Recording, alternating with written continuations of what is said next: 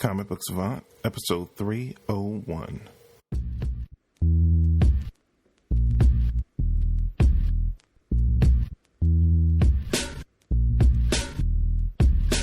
I know this. This I know. All that I have, all that is me, resides inside my poetry. And every time I write a rhyme, it might be the line that sets minds free. And also, I know that I don't... Welcome to the Comic Book Savant podcast. I'm your host, James Harris. This week, we're going to be doing an in-depth review of Teenage Mutant Ninja Turtles Out of the Shadows. I'll be doing a full spoiler-filled review, so if you haven't had a chance to see the movie yet, definitely pause the podcast now, come back to it after you had a chance to see the movie. If not, or if you don't mind being spoiled on the movie, then by all means, keep listening, and we're going to get into it in just a moment. As always, I would like to give a shout out to my friends over at the Comics Podcast Network, which you can find over at comicspodcast.com, and that's comicspodcast.com. If you like comic book related podcasts, you dig what I do on this show, this is basically just a one-stop portal for you to find tons of other comic book related podcasts if you already are not familiar with certain shows. There are literally hundreds of other comic book related podcasts listed over at the Comics Podcast Network. So if you're looking for new podcasts to listen to in the comic realm, or you're looking for a podcast on a specific topic or character or team, that's a great place to look, because it is all those specializations are there. So if a podcast on a particular team or character exists, you probably can find it over at the Comics Podcast Network. So if you have a moment, please stop over to comicspodcast.com and check it out. You should be able to find something that you like or enjoy over there. And as always, last but not least, I'd like to give a shout out to the sponsor for this episode, which is InStockTrades.com, one of the best places to go online if you're looking for collected editions, hardcovers, Marvel Masterworks, Omnibuy, Absolute Editions, anything that's in a collected form when it comes to comic books, you should be able to find over at InStockTrades.com. If you're not familiar with their service, they offer discounts on collected editions ranging from $35, $42, and they even have deals of the week that range up to 50% off. If you're a U.S. customer, you have free shipping for any orders $50 or more. If you're an international listener, they have some of the cheapest rates around for international shipping. So you can still get those great savings, but you don't get that bonus of the free shipping. That's only for U.S. customers. Just looking at some of their deals of the week, which they have some really good offerings this week. They have 52 trade paperback book 1, which is 50% off, $17.49. That was a phenomenal series. The first, it was groundbreaking at the time, where, DC did a weekly comic for every week of the year. They did many of them afterwards, but none of them were as successful as their first attempt that they did. And they had at the time, the 4 best writers in the business overseeing it. It was just a really great series. So definitely, if you have never read 52, this is a great time now to get it in this collected form and get it at a great deal. Like I said, you're getting it 50% off, so you're getting it for under $18 at $17.49. Let's see, they have this just came out this week, a matter of fact, and they have it 50% off, which is awesome. It's a Dark Knight, a true story, a true Batman story. This is a graphic novel based on Paul Dini's real life circumstances where he was robbed and beaten very badly, and how at the time he was writing Batman, the animated series, how it affected him and how he kind of went into a depression, and because he was writing the characters, kind of helped him come out better. So it's a real personal, original graphic novel that they're doing. You can get that this week, 50% off, only $11.49. That's an awesome deal. So definitely, want to check that out. They have Flash the Silver Age trade Flash of the Silver Age trade paperback, Volume 1, 50% off, only $12.49. They have the Marvel Masterworks Avengers hardcover, Volume 16, 50% off, only $37.50. Also, they have Patsy Walker, a.k.a. Hellcat trade paperback, Volume 1, 50% off, only $8.99. They also have Sandman Mystery Theater trade paperback, 50% off, only $14.99. And last but not least, they have Squadron Supreme trade paperback, Volume 1 of the current Squadron Supreme series. That's 50% off, only $7.99. So they really have a variety of offerings at a lot of different great price points for you to jump in, get these books. And like I said, if you're a U.S. Customer, you'll get it. You'll get, if you hit that $50 threshold, you get free shipping. If not, you can still get the great savings if you're an international listener. But again, you just have to pay a little bit more just for the shipping, so you don't get that one little bonus, but you still get the great savings. So if you have a moment, check out InStockTrades.com. Let them know you heard about them here on the podcast, and I would greatly appreciate it. Now, with all the formalities out of the way, let's jump into this review of Teenage Mutant Ninja Turtles Out of the Shadows. It was directed by Dave Green. It's written by the same screenwriters from the first Teenage Mutant Ninja Turtles movie from 2 years ago, 2014, which is Josh Applebaum and Andre Nemec. I hope I pronounced that correctly. It's Nemec.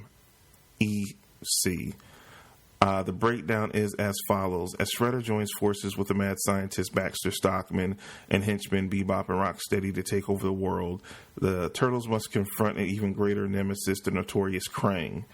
The cast is as follows. We have Megan Fox reprising her role as April O'Neil. We have Stephen Amell as Casey Jones. We have Alan Ritchson as Raphael. We have Noel Fisher as Michelangelo.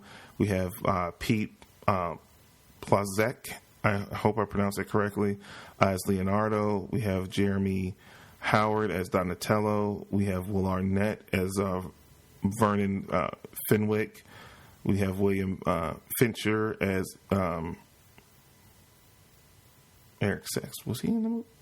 Okay, that might be I'm just looking at that and I was like, well, maybe I put that wrong from the first movie. That was my mistake. If so, we have Tony Shalhoub as Splinter, as the voice of Splinter. We have Peter D. Badalamenti as the motion capture for Splinter.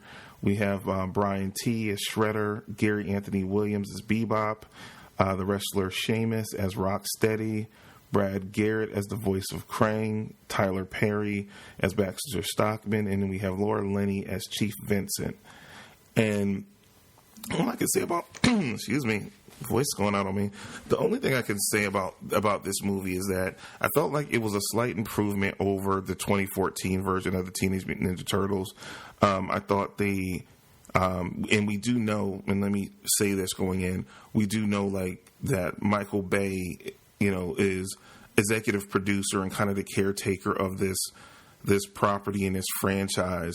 And I felt like they kind of repeated some of the same mistakes I felt like they did later in the Transformer movies, which they got right with the first one. I felt like they did that. The first Transformers movie is decent. It's no one is ever going to accuse the first Transformers movie of being a masterpiece, but it kind of stayed pretty true to what the spirit of the original comic was, and it got further and further away from it as the other movies went on. In the first Turtles movie, it was overly serious, and I felt like the shift in tone was definitely apparent and definitely a needed change. I felt like I liked the setup in this movie as far as we got to see and focus more time on the Turtles, because it was weird in the first Turtles movie that they seemed like side characters in a movie that they were supposed to be the stars in. Here, you definitely are never confused on who the main characters in this movie are. They're definitely the Turtles. Now, one thing I did notice while I was watching the movie that in the first movie, Leonardo was voiced by Johnny Knoxville. He didn't return in this movie for voice, because I noticed it as soon as I heard Leonardo speak. I'm like, wait, the voice is different. Then when I looked it up on IMDb, I noticed that he's not credited anywhere, as being, the voice in the movie. So, that definitely had changed from the first to the second movie.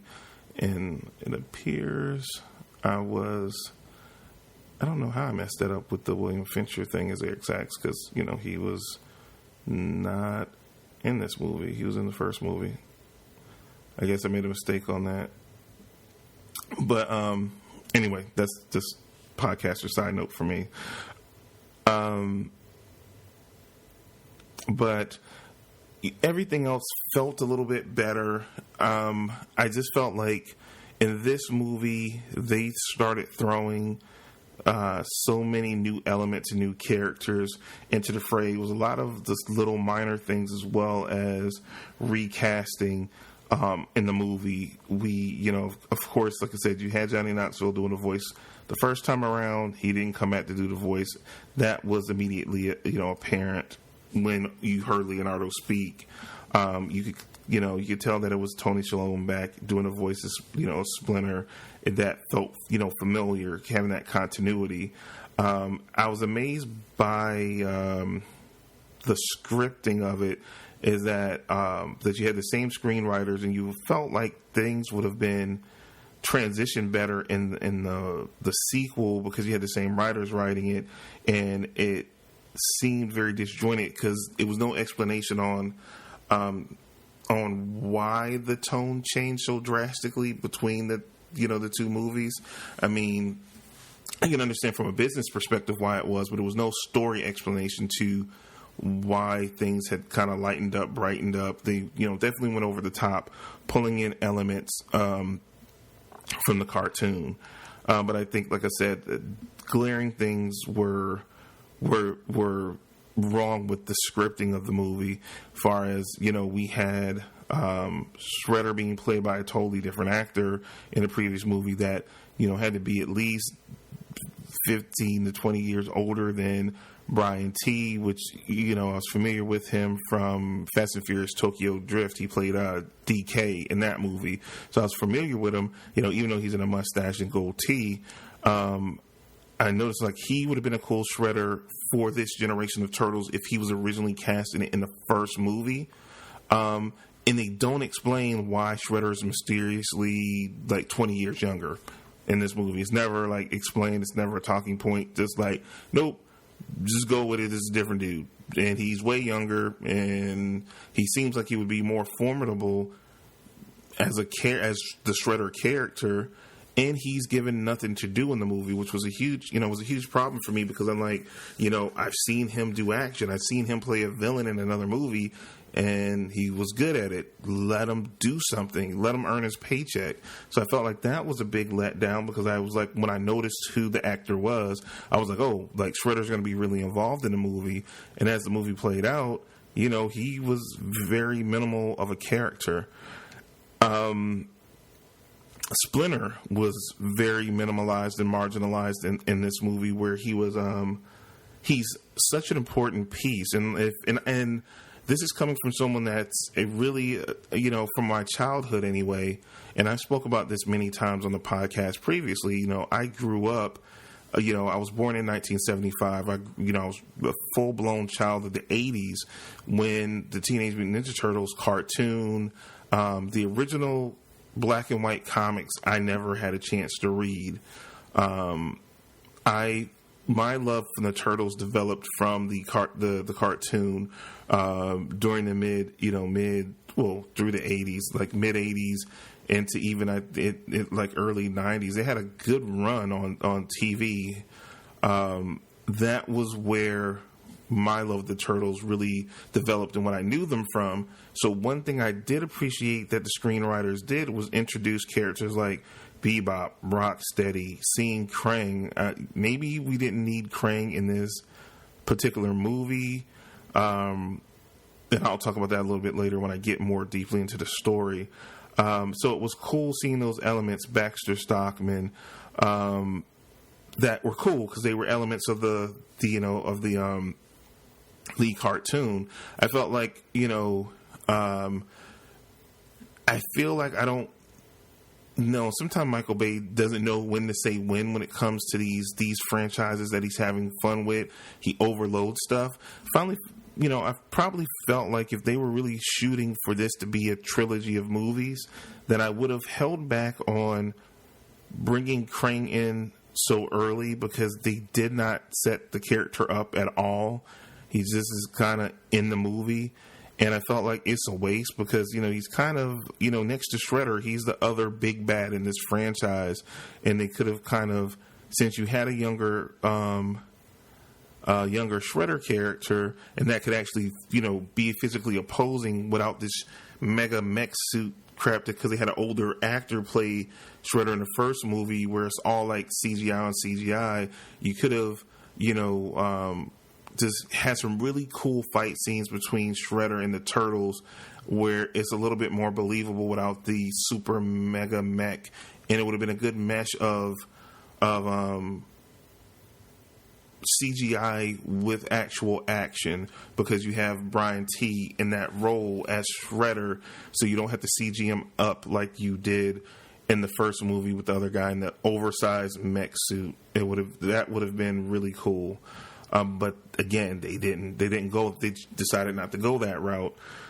So I felt like it could have been set up. You could have started leaving hints to Krang and even teased him by showing him having some communication with Shredder, or even like Baxter Stockman setting him up for the third movie that we know Krang is coming.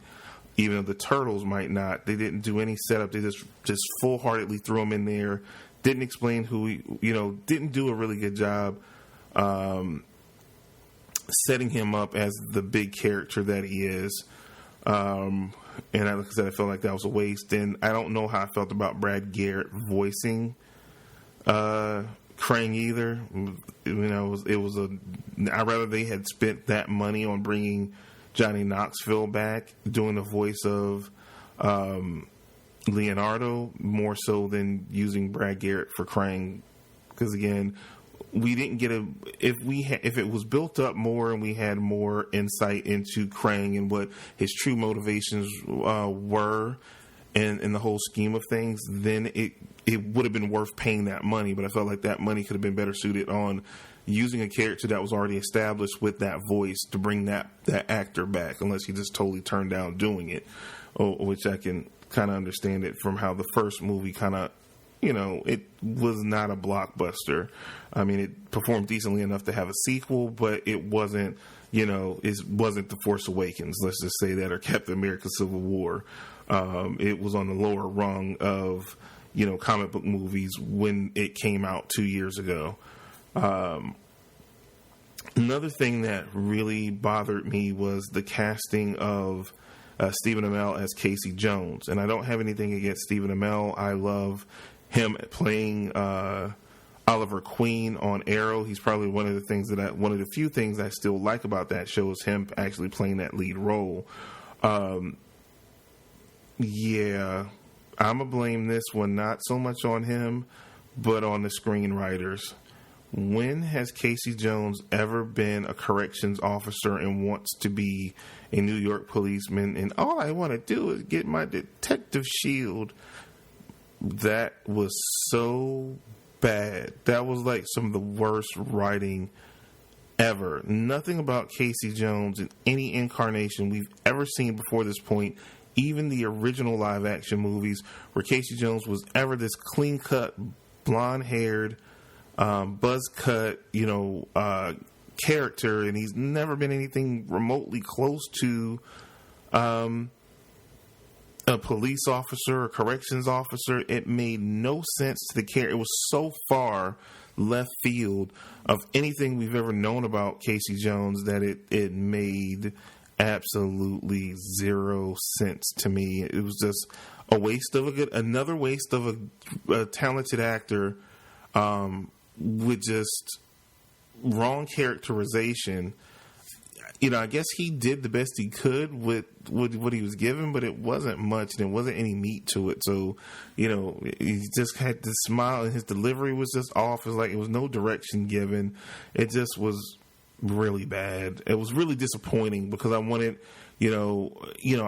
first thing I said when they casted him, I'm like, he's Casey Jones, and I'm like, Casey Jones was a long-haired, grunge-looking, white guy, failed, professional hockey player or semi-pro, that had a dark past, abuse. He was abused by his father. It, kind of shaped him, his outlook on life, and him wanting to protect people because, he wasn't protected and he was abused, and he, stood it. He withstood all of it and came out to be a person, not a totally decent person, and he's a little bit mentally unhinged, but a good person. None of that really was conveyed. I just rather they had the Stephen Amell character in there and just didn't put the name Casey Jones on him, because it was nothing like Casey Jones except for the scene where they literally put a hockey mask on him and he had the hockey stick, and he's a corrections officer that plays recreational hockey, or is in a hockey league in his free time. That's not Casey Jones. That was so far left, and it was just disappointing to see, because the character is just he's always been a strong character, one of my favorite characters, and they didn't develop Casey Jones' real relationship with the Turtles on any level at all. I must say they did do a great job with the Turtles themselves. A lot of people, including myself, had a big problem on how the Turtles looked originally in the first movie. After rewatching the first movie, I think after it came out on home video, after seeing it in the theater, that it bothered me less. I had, at the time, and I'm still woefully behind, but from what I read from the comics, that who does it? Not Dark Horse, IDW. Excuse me, I totally blanked out on that. The current Teenage Mutant Ninja Turtles series that is done over on IDW has done like a really good job bringing the Turtles into the modern day, and they just handle. I just totally lost my train of thought. I'm not having the best podcast today. But just how they handled the material, bringing it up to date this was the point I was trying to make. This is what happens when you get 40 people. You forget things in the middle while you're talking. That they put in this premise that, of course, that the Turtles are reincarnated, and they were brothers, and they varied in age, and that was one aspect that they brought over that I thought was interesting. That's why they're different sizes. Mikey's he was the youngest brother, so he's a little bit smaller. Leonardo and Raphael are considerably older. They're like, where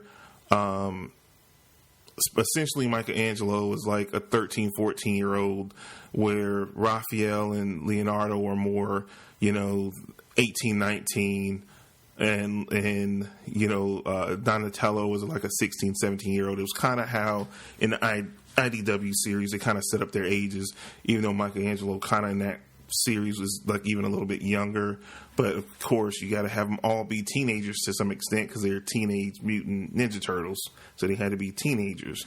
So that's kind of where their personalities kind of play off one another too as well. So I like the fact in reading that and then seeing the movie again, I understood it a little bit better why Raph is so hulking, and then it goes with his personality, and Leonardo is the way he is, because he's the oldest. He's always had the responsibility for the other three, and he's transitioning in from being a teenager into manhood and having the responsibility of overseeing and taking care of his brothers.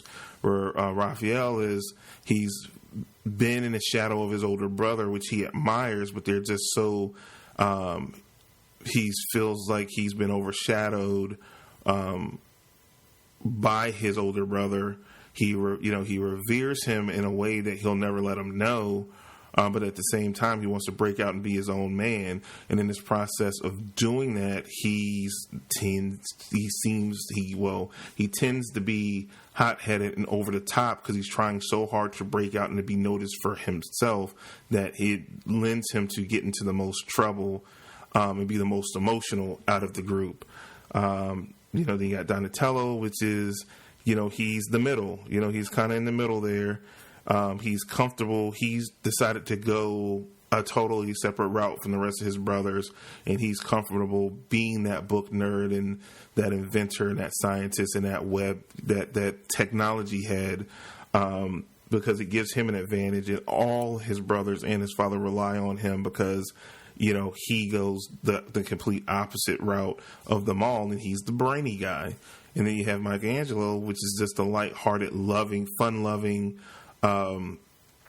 extreme sports loving knucklehead of the group. So I get it in that way. So it in the characterizations and the breakdown of how the individual characters are to their physical representation in CGI doesn't bother me nearly as much as I initially see them. Do I love it? No, but I get it, and it looked a little better in this movie.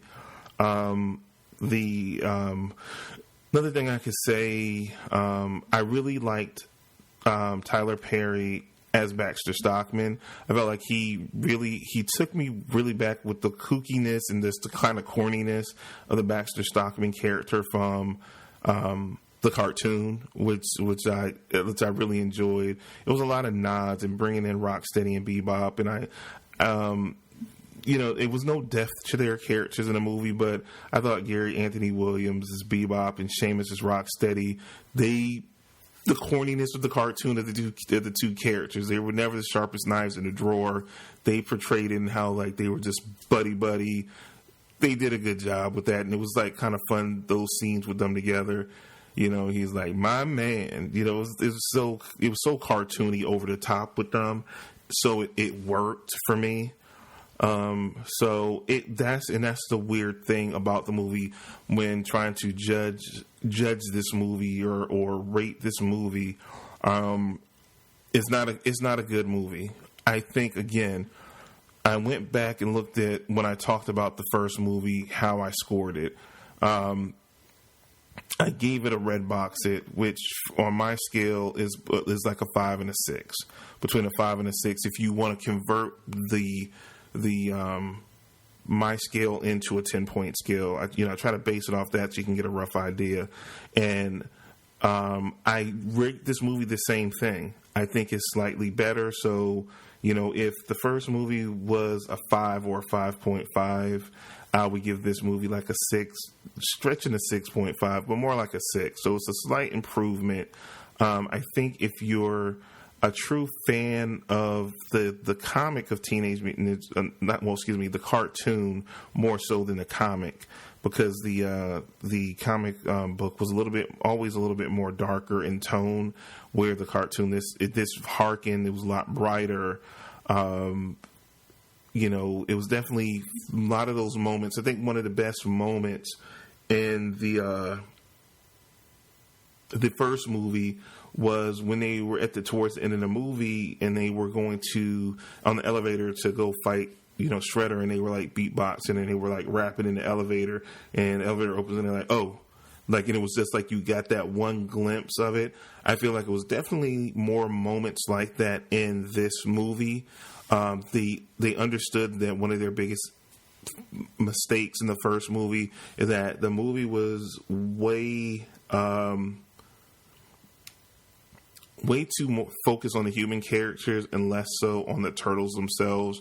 So Megan Fox, which she didn't bother me in the first movie. I think the few scenes she was in this movie bothered me because it didn't seem as consistent with the character they developed in the first movie.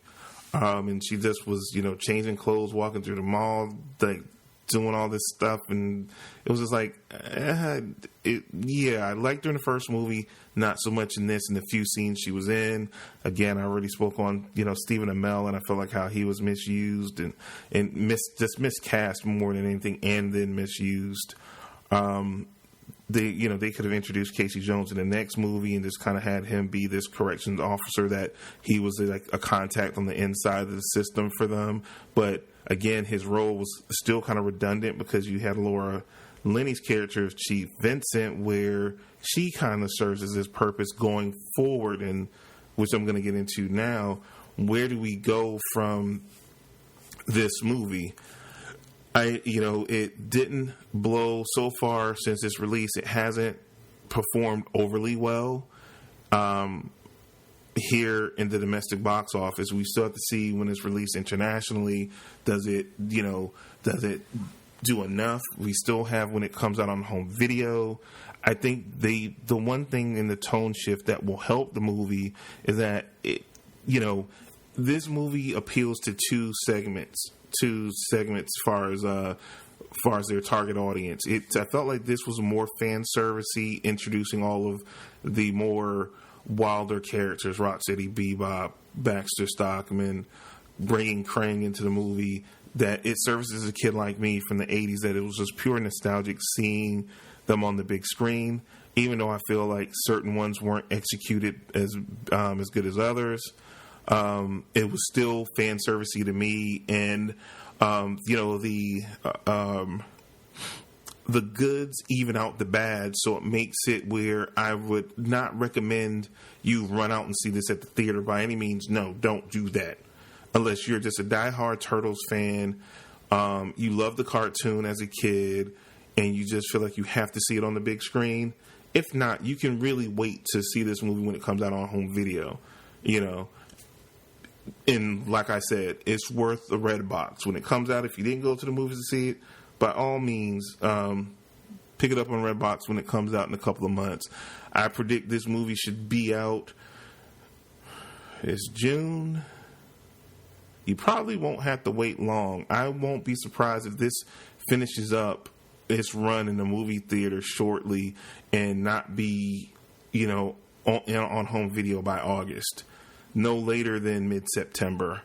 No later. They're going to flip it around pretty fast and get this out so the kids that did watch it and enjoy the movie could have that at home. And I think it might just eke out enough money to where we probably will get a third movie down the road. Probably might not be. I don't think they're going to jump full in and try to have this out, in another 2 years. I think if we see it, they might take a little bit of break. It might be 2019, maybe even 2020 before we see one. I could be wrong because I didn't think this one was going to be turned around as fast as it was, and it was. So it'll be interesting to see if by 2018 that they're going to put up another Teenage Mutant Ninja Turtle movie, or is it going to be more like 2019 or even early 2020? Because I think maybe they would also be better served from not putting it in, Death's Row, which I'm starting to call the summer movie season at this point, because we're only going to get more and more comic book related releases that are, more tentpole and going to be really monopolizing the box office. So like maybe for the next movie, so it has a better shot to make money, that they put it out maybe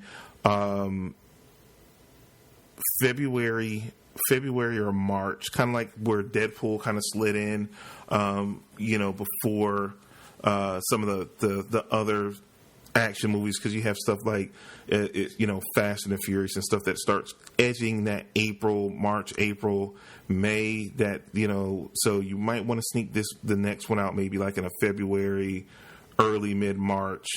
So maybe because people are waiting for that next big comic book movie to hit in April, or action movie to hit in April and May, that they can sneak it out and really capitalize on whatever momentum they might have, and it might perform a little bit on better side and have better box office receipts. I feel like they set it up for Krang's return. He's like, I'll be back, and I'll be back stronger than ever. Just like an episode out of the cartoon.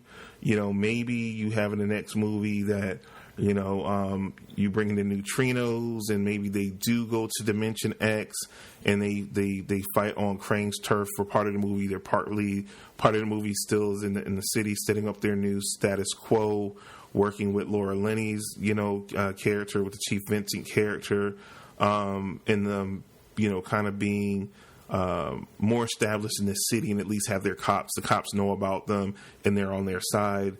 I think it'll be interesting. Again, I'm 50-50 on, depending on how this movie continues to perform. Again, it hasn't done well, but again, is doing decent. Is it doing close to or about I think they were saying it was tracking a little bit less than the first movie, but again, I feel like due to its appeal to the kids and to the fans, it'll do relatively well on the home video market, which might get it over the top for the third movie to get made. But again, definitely, unless you're a diehard fan, like I said, I can't recommend you go see this movie in the theaters. Don't do that. You might be mad at me, so I don't want you mad at me. If you're not a diehard fan, don't do it. I'm a diehard fan, and plus, I have to review these movies for you. Don't you do it. Now, when it comes out on home video, or even when it comes out on cable, if you don't want to red box it, it's a perfect, fun kind of watch. It's not too deep. It's not too long. It's a lot of, it's a few goofy parts that's going to make you chuckle and laugh. More so, like, again, if you're a fan of the source material, it's, some Easter eggs, like I said, fan service in it. Otherwise, it's a skippable movie if you're not into any of those above things that I mentioned. So that's really it. So like I said, this is as far as on the rating scale, this is right middle of the road. This is a red box it. So like I said, check it out when it gets on home video. As always, you guys check out the website, comicbooksavant.com. I am on Instagram. It's at comicbooksavant. I'm on Twitter at comicbooksavant. Follow me on those, platforms. I'm on Snapchat as well at Comic Book Savant. I posted a video on Instagram yesterday, kind of giving you guys a heads up of what the show was about. I threw out on Twitter. I don't know if I talked about this last episode or not. I threw it out on Twitter about doing movie commentaries, since you guys love the movie reviews, and I figured I'd never done a movie commentary before. It would be cool or maybe fun to do. Give me some feedback. I'm gonna try to do a Snapchat. Follow me there. You can let me know on Instagram, on Twitter, anyway, any of the social media things. If you follow me, or if you go follow me, you'll get updates of the behind the scenes working of the show. I was thinking about also, I'm trying to do things to get you guys more engaged.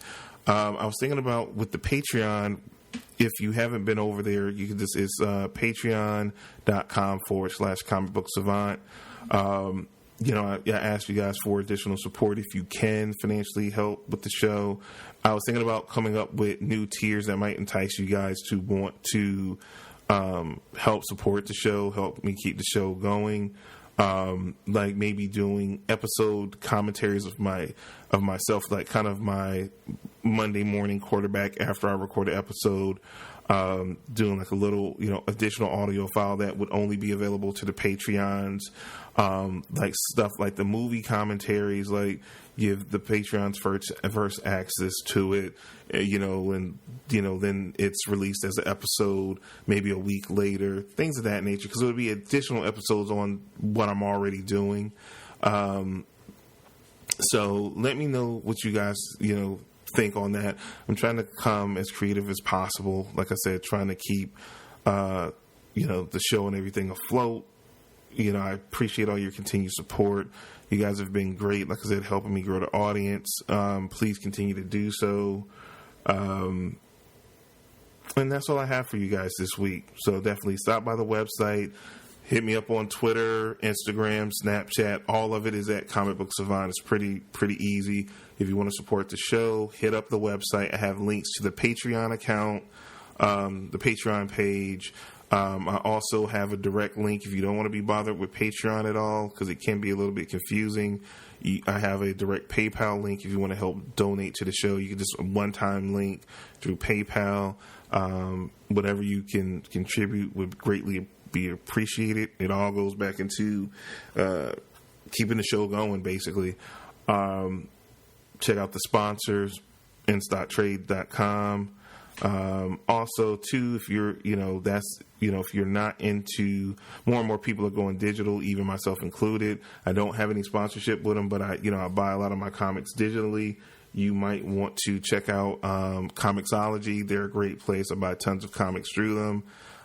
They're an Amazon company now, which is awesome because it's more integrated with the Kindle and all that kind of stuff. So definitely check them out, too, if you're not a fan of physical comics. If you are, please check out the sponsors at nstocktrades.com. If not, check out Comixology. Those are basically the two hubs where I get all my comics from now. So you definitely check those out as well. That's all I have for you guys. I will see you again next week for another episode of Comic Book Savant. You guys take care. And into lyrical wholeness. And I know this, and I know this. This I know. This I know.